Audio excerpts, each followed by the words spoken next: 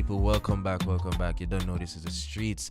According to your boy Shelz, live on the Bridge 99 FM, and you don't know some foreign peeps, some tuning in, thanks to Irish. I'm on that David over there. Thank you so much for joining. And as I said, tonight, we're bigging up the unsung heroes. I'm using my platform, my show here on the Bridge 99 to big up unsung heroes here in our country. And I'm fortunate, I'm blessed to have two gentlemen who I've heard have done significant things in their respective communities, and just reaching out to people all over the country. First, let me get my glasses, because this is a lot of information on the first guest. So firstly, I have Ricardo Burke. Ricardo Burke, Sir Ricardo, you there about? Yes, I'm here, man. I'm here. Blessed. Greetings, my general. Greetings. And on the phone as well, Mark Miller, Uncle Mark. Yeah, man, I am here. I so explain to you, Uncle Mark, all I know is saying here, Uncle Mark. Well, let me just get you the quick intro. So, get my glasses. So, firstly, Ricardo Burke, he's a founder. They call him Mr. Volunteer. That's all. Mr. Volunteer Burke is the founder and managing director of the Youths for Change Foundation. And he has dedicated his life to helping others. Wow. Ricardo left his job as a contract worker for Nestle in 2015 to completely devote his time to volunteerism. Now, Ricardo operates a home and integrity center in Gregory Park, Portmore, right around the corner from me, which caters to a host of needs. The center's breakfast program provides a healthy breakfast to students before school, while the homework center gives students a safe space to go after school to complete assignments. Did I get that right, Mr. Ricardo? Yes, man. Yes, wow. Man. Yeah, wow. Big salute. And Uncle Mark Miller. Let me tell you how I know your name, Uncle Mark. No, I don't think you remember this, but firstly, from here, Mr. Uncle Mark, it means that I know someone whose life you have definitely impacted. There's a young man who works very hard here at the Bridge 99 FM, Romy and Simpson. Romy himself. As a matter of fact, he told us so many great things about you. We actually went to Augustown with some cameras. You remember? And yes, man. I was one of the cameramen there, and I said, "Yo, we can't do that topic here." I wanna bless up Uncle Mark. Uncle Mark, you do some fantastic stuff for the youth in the community. You help them with them schoolwork. Right now, that was your yard. Are you so Uncle Mark? Yes, man. This is my home. I have a center at my home running right now. Wow, man. Where I getting? But let's get into that, because you guys are fantastic. Ricardo, your project, right? What encouraged you to embark on this project? All right, so it's life experience and one, and the inspiration from my mother. Cool. So basically, I grew up just like any other Jamaican youth who didn't have certain opportunity and stuff like that. So I wanted to provide the things that I didn't have to children. It started out by just assisting 2 children only, and then it grew past that. So, no. My first the obvious question. Cause when I was told, and I was reading it a while ago. Nestle a good place to work though. Like real mates. Yeah, but man, it's a good company. yeah, but but for what left Nestle for do this, man? Yeah, it must be like a burning passion, man. To be honest with you, I was a contract worker. So okay. I worked about 12 weeks and then stay home for probably 4 to 5 weeks. Right. Remember, at one point I got break for probably about 3 months because they changed HR manager at the time. Okay. Some changes and stuff, and I got frustrated. I was going through the roughest period of my life that time. Okay. So during that time, I got notice and stuff like that. Yeah. And so, I got notice how I was living, so I was basically kind of homeless at some point. Oh. And that was the time when I actually started to assist children. So when I got back to work, I didn't feel like I was wanted there. My mind was always trying to help person, see me. Nice. So even though I'm at work, my mind wasn't at work. Nice. Much respect to that, man. I remember getting a pay in December and I didn't go back January. Yeah, man. Enough respect to someone, because enough people in a situation like that still, that just Moody want to say the word give up, but what you would decide to do with, I would say the frustrations, but for you within the frustration for saying, what? I don't want you got you or me I got you. Let me get to the root. Enough respect for that, man, brother. Man, I tell you the truth. Yeah, it sounds simple, but believe me, you have Sundays when I actually had roast breadfruit and salt with water with my daughter and my mother at the time. Sundays Yeah. I cry only. At one point I live off probably $120 per day to prepare dinner. So that's a pound of chicken back and pound of rice, you know. I remember those times, so it wasn't easy. Yeah. You know, at one point I think I was a madman in terms of the decision that I took. But Yeah. I knew something was possible because I said to God that, look, I'm going to serve the people and you're going to provide the resources that I need. Enough You know, and I respect, didn't look man. back. Enough respect, You know? and thank God for not looking back, man. Enough respect, man, Ricardo. Uncle Mark. Yes, So sir. when I was introduced to what you were doing and what you did for our brethren, Romy, you know, I was saying that, yo, where's Uncle Mark? You know, when Romy tell me, say, August Town it there.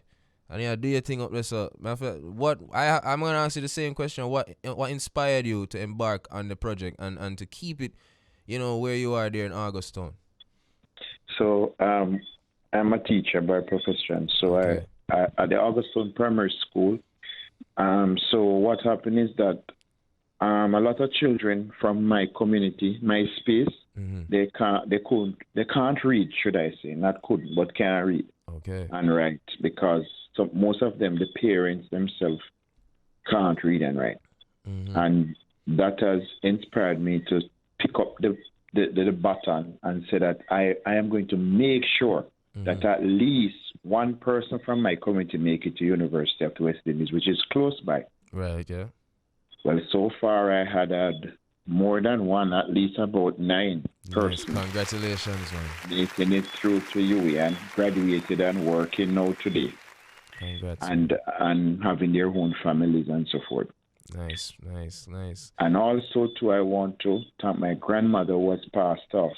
She's the one who have encouraged me to continue to help others because I grew up in a way where we help each other.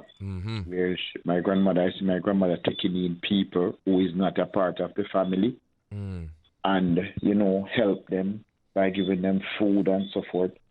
So, you know, I like doing that. Enough respect to Grams, man. Enough respect.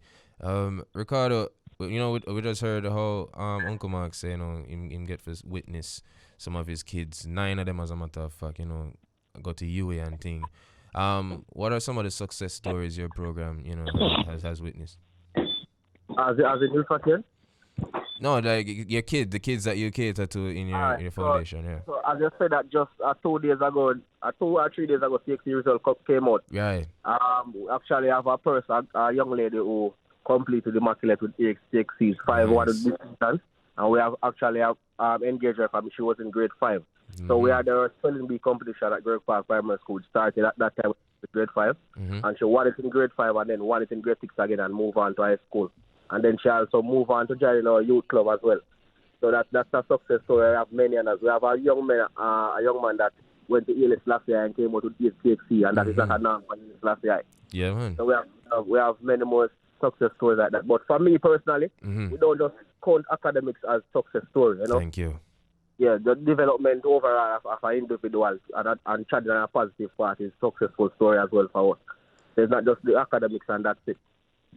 Nice, man. Congrats on that. And also, speaking of congratulations, you were honored in 2017, sir, you know, as an unsung hero. How do you feel about, you know, that honor, being honored in that way, Ricardo? All right. To be honest with you, if anybody know, you will tell that I don't really move by awards. Nice. I'm just a servant of Jaffe. But what it does, it brings recognition to the organization. I agree with that. Give the youth a sense of pride to know that they have worked hard and they have been recognized. So awards is not just for me only, but for the organization. And I'm not a person who dwell up in awards and stuff like that. So we even received Prime Minister award, and if you come to the center, you might not see that award put up anywhere. Enough respect. Uncle Mark, I just heard how, Ricardo was, celebrated with an award. I'm not sure if you were given an honor like that, but do you? If not, do you think you need an award like that? Do you think that would give you any validation, any help with what you're doing? Like, are you think you're better off without that type of recognition? Well, I have been recognized in 2009 by the August Town Peace Builders and other youths in the community Nice. on Heroes Day Nice. for my work, a dedicated service in education. Mm-hmm. So my principal and myself were the only two persons that got those awards. Congratulations, sir. So I felt very good about that. But getting an award isn't the thing, you know. Mm-hmm. The thing is that I am the real award is to see the fruit of my labor. Right. And that is the best award for me. This year we had children passing for early childhood. Mm-hmm. Some of them never did so well, but we have to congratulate them because where they are coming from. Amen, man. You see, persons don't understand. You know, you see, one of the things is too. I also have a scholarship program that we do too. And it is only for children who are going to, you know, the school them called the low school, like Kingston High and those schools. Yeah.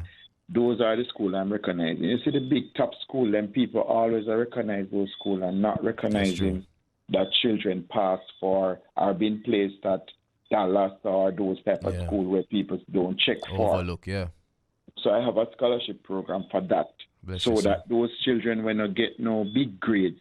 Yeah, man. But they have done well because of where they are coming from. Amen. So we have a scholarship program for that, different. And also too, I just started I realized that the way how the crime is going and those type of things. Yeah. So I have opened my doors now to the babies. Nice. So I'm starting with the basic school level. Nice. So I start, and worse, you know that the basic school babies, they're not going to school because it's the online thing. Right. So what I do now is I encourage the schools in my area, and they start doing online. Nice. So what I have them at the center, and then the school teacher would come on and teach them. Okay. So Thank you so I have much for that, man. Initiated that right now. That is what is happening in my community. Bless up, Uncle Mark. And you know, we're just going to pause right there quickly and just go pay some bill and forward. They don't know this is the streets according to your boy Shelz. Soul 13.